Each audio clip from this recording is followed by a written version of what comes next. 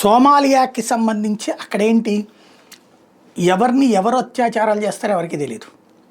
ఇదే పరిస్థితి ఇప్పుడు బ్రిటన్కి వచ్చింది అంటున్నది సామాజిక సేవకురాలు లేకపోతే సామాజిక ఉద్యమకారిని అయినటువంటి అయాన్ హిర్సీ అలీ.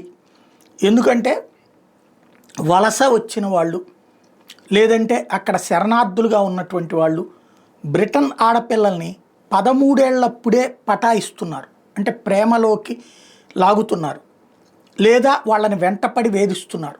చివరికి వాళ్ళ పట్లన ఏదో ఒక రకమైనటువంటి భయపెట్టి లొంగ తీసుకుంటున్నారు.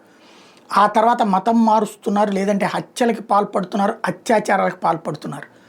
బ్రిటన్ పరిస్థితి సోమాలియా లాగా మారిపోతుంది రాబోయేటటువంటి రోజుల్లో.